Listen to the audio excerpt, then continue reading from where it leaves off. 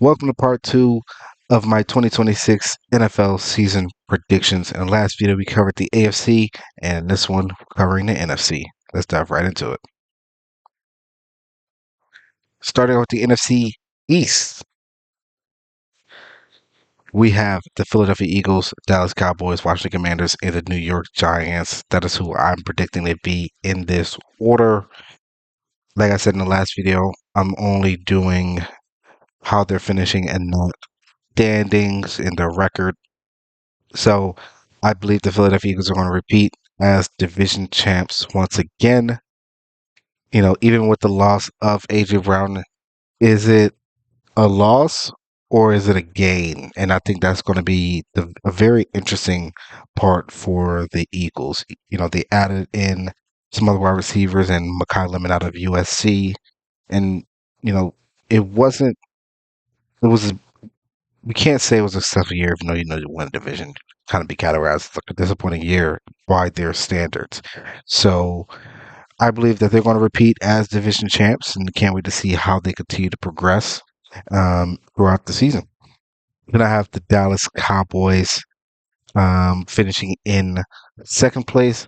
I have high hopes for the Cowboys, honestly, and I think they're going to be really well. They are starting to kind of fortify more of the defense. They made those trades during the season. Last year, they drafted Caleb Downs at number 11 out of Ohio State. And I think he's going to be really good on the back end for them. You know, kind of help with that defensive line and being able to, cover on the back end as a safety. I think it's going to be pretty good for them. Even with George Pickens playing on a franchise tag, I think he's going to be more poised to play harder and then get a new contract with the team if he's able to stay with the team past 2026. Then I have the Washington Commanders. They're going to need to have a bounce back year for them. With Jaden Daniels only playing about 7 games last year, so I think it'll be a pretty interesting season for them. They made some changes when it came to a new offensive coordinator and a new defensive coordinator. They drafted wide receiver Antonio Williams in the second round, in the third round. Sorry, in the third round. And I also think he would be pretty good as well, and you'll see that in the next video with the season predictions. So a little bit of a foreshadowing there, but I think they could be pretty good. I think it's going to be in just enough to finish in third in the division. Then I have the New York Giants. It's funny. I just seen a video of um, who was the running back, Cam Scatterboo, doing a backflip off of a tar after he broke his leg last year. Then obviously you have the new head coach John Harbaugh coming in, bringing in Isaiah Likely, Jordan Stout, etc. Um, but it's going to be like, is it enough for the Giants? Trading Dexter Lawrence as well, if they could, get an understanding of the contract, then maybe even more. But I think it'll just be enough for them to still finish fourth in the division this year. Moving into the NFC North, I have the Detroit Lions finishing in first place, going from worst to first compared to 2025. And then, I think they're going to have a bounce back year. It was a really weird year for them. Then, so I think they're going to have a great year. Honestly, I think it's going to be a pretty good year, especially, compared to last year. Obviously, with losing Ben Johnson. Uh, and so I'm having some high hopes, at least for the Detroit Lions. Then I have the Chicago Bears taking a little bit of a step back, obviously winning the division last year. They did make some pretty good adjustments, especially on the defensive side and having to retool for center after their center retired at the end of last year. But I, I think they're going to be good, still good with Ben Johnson and Caleb Williams. Obviously, it's another year for them, kind of similar to Jacksonville Jaguars and Trevor Lawrence and Liam Cohen. Having another year in that offense, I think for them it's going to be enough to just finish in second place in the division. I have the Green Bay Packers taking a step back as well, and I think a lot of these teams, obviously they moved down when the Detroit Lions went up, but I think for the Packers, they lost a lot of people. Like, I mean, they look. I mean, I'm looking at my list. Traded Rashawn Gary, lost Malik Williams, obviously Malik Willis, Miami was a back quarterback. Romeo Dobbs, Quay Walker, Rasheed Walker, and you know, is it enough of what they brought in to kind of replace and retool?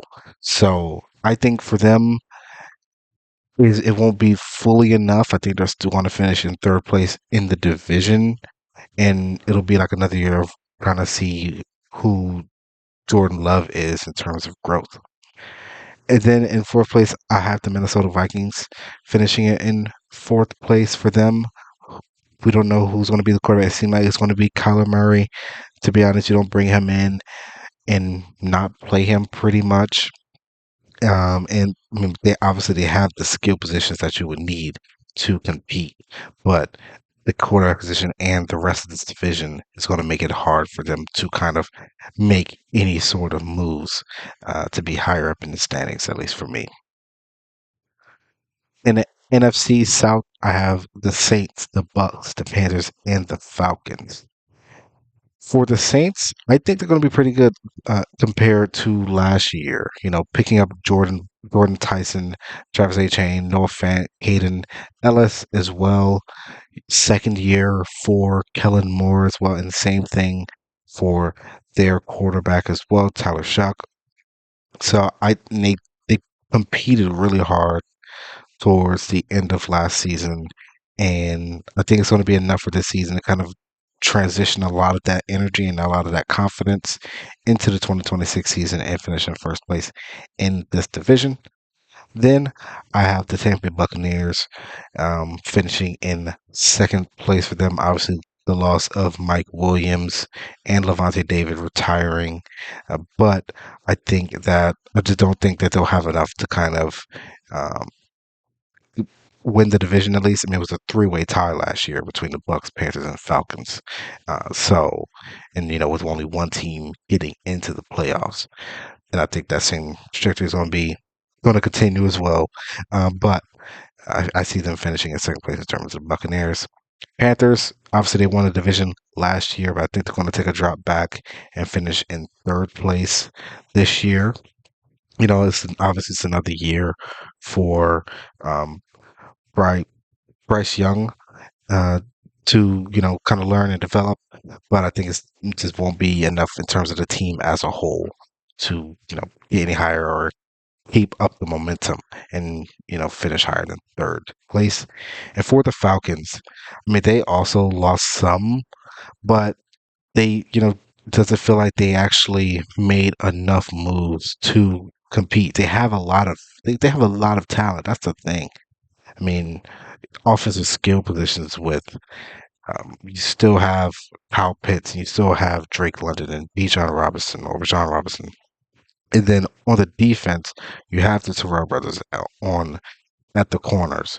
And then you still have a pretty good defensive line as well. But it's like the main position is quarterback. Is Tua enough or is Michael Penix enough for them? So that's going to be the main thing, at least when it comes for me.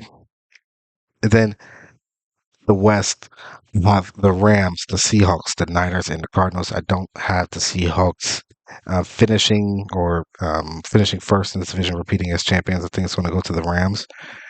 Obviously, elephant in the room, Myles Garrett is there with the possibility of Aaron Donald coming back at some point this season. I think that team is loaded, and I think they're going to finish in first place in the division this year. The Seahawks. I think they're still going to be a really good team, but I think they're going to finish in second and take like a drop off of a game or two, similar to how I've seen the Patriots taking a drop off as well. I have the Niners also taking a little bit of a drop off and finishing in third place. Even though they added in Mike Evans as well, but I think it's going to be one of those things where it's like the growth of so many of the other teams is going to kind of limit how high they get up in the standings.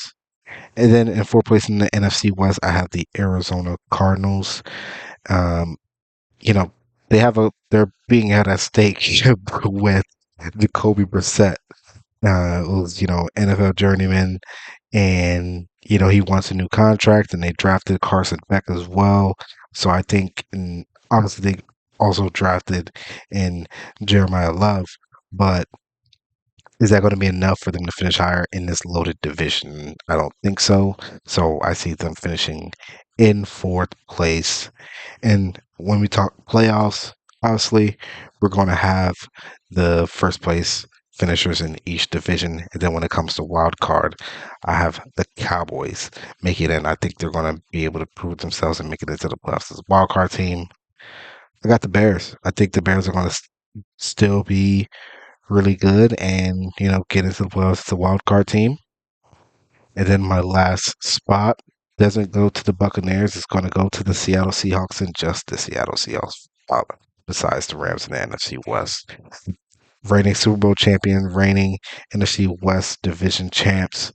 I think they're going to get in the playoffs as well. Obviously, the biggest elephants in the room is going to be the Packers not getting in, as well as the 49ers. I don't think there's going to be a three-team division getting in pretty much, but I think the 49ers, I mean, it's kind of the same as the AFC. It's more of the growth of teams as well, and is it enough? Like, are they going to be able to stay on that same trajectory as well as we move forward? And then, like always, new picks every week. I'm predicting every game, every spread, every money line all season long. So continue to follow along as we move forward in this 2026 NFL season. I'm ready for the season to get started. And, training camp is starting up right now. And, we're almost there.